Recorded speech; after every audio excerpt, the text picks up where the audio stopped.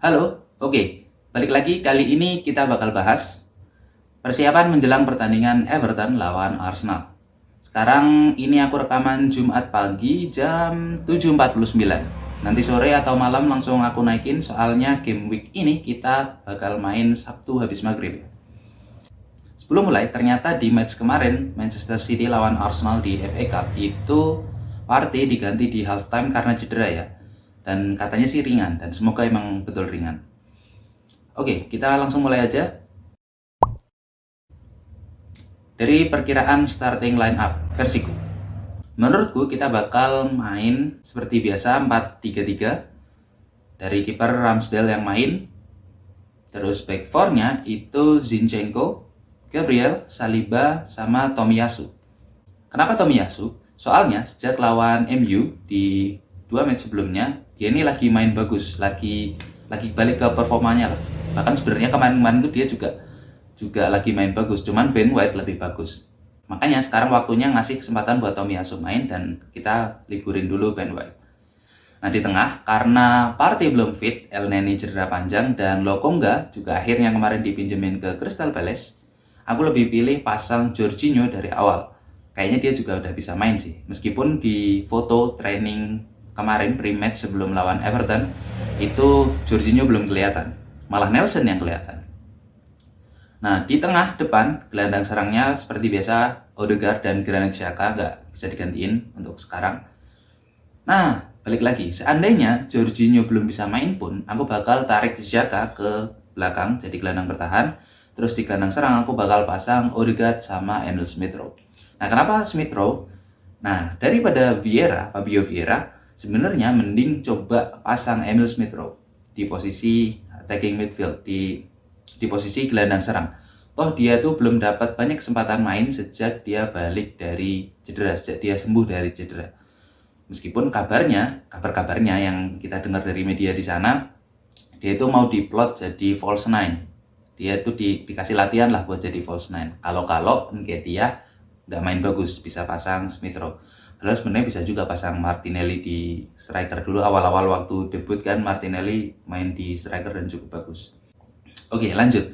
Nah di depan sama kayak di match FA Cup kemarin, aku bakal pasang trio yang sama, yaitu Saka, Nketiah, dan Trossard.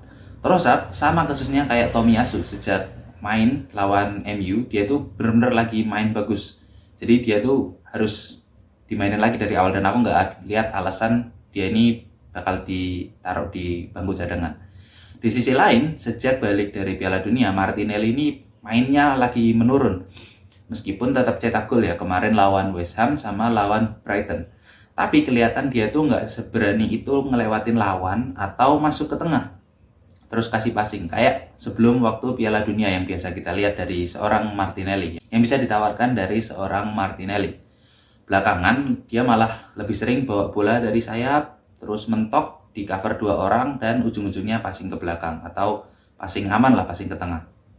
Kurang mengambil risiko. Jadi menurutku pasang aja Trossard dulu dan Martinelli biar dicadangin. Terus buat di bangku cadangan aku bakal pasang yang kira-kira bisa trip ke Merseyside aja. Gak ada Partey, Elneny, Jesus, dan Nelson. Nelson kayaknya bisa main. Gak ada Partey, Elneny, Jesus karena cedera. Terus Cedric, Marquinhos, sama Lokonga juga akhirnya kan dipinjemin ke klub lain. Jadi kita pasang yang tersisa aja. Di kiper Turner seperti biasa. Terus back kirinya Tierney. Di kanan ada Ben White, bisa main di tengah juga. Terus ada Rob Holding sama Kiwior buat back tengah yang kanan dan back tengah yang kiri.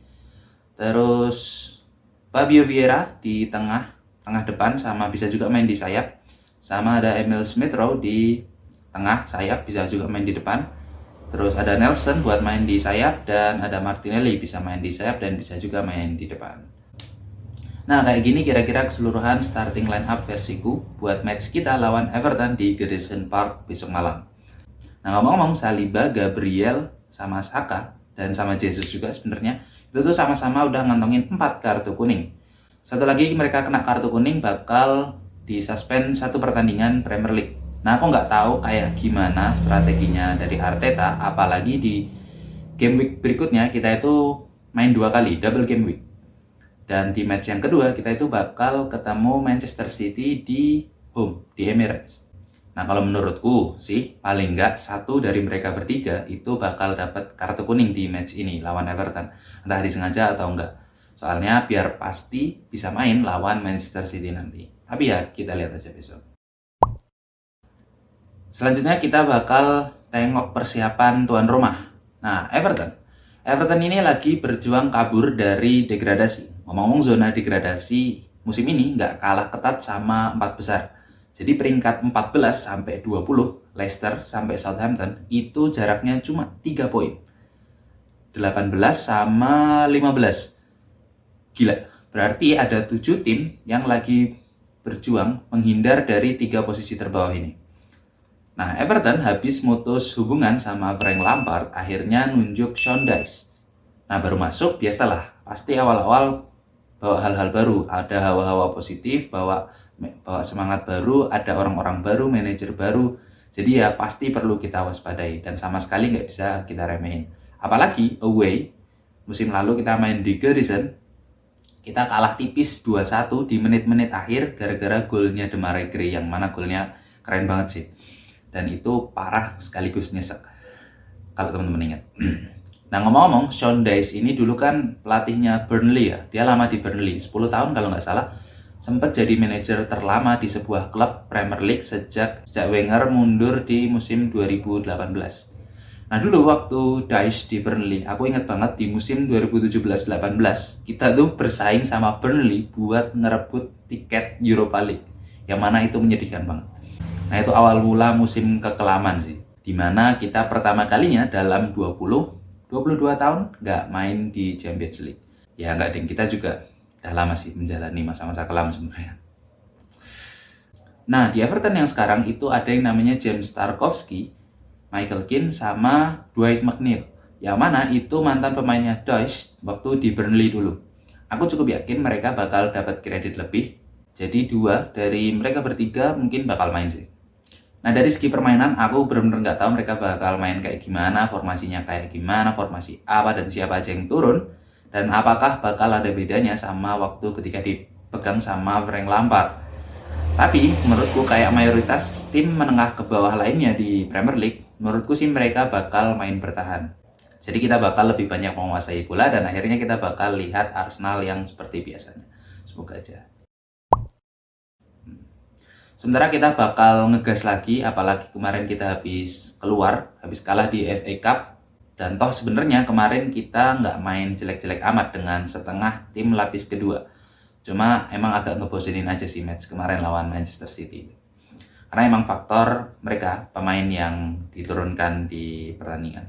Nah sekarang harapannya kita tinggal di Premier League dan Europa League. Nah semoga sih 11 pemain yang diturunin sama Arteta, nggak tahu bakal sama apa nggak sama yang aku perkirakan, ya nggak penting juga sih. Intinya semoga mereka ini bisa main bagus dan konsisten di match ini dan match-match berikutnya, dan tentunya kita meraih kemenangan sebanyak mungkin. Oke, itu dulu. Besok Minggu kita coba bahas lagi hasil pertandingannya. Terima kasih, bye-bye. Klik yang kanan atas kalau mau nontonnya urut. Klik yang kanan bawah kalau mau ganti genre.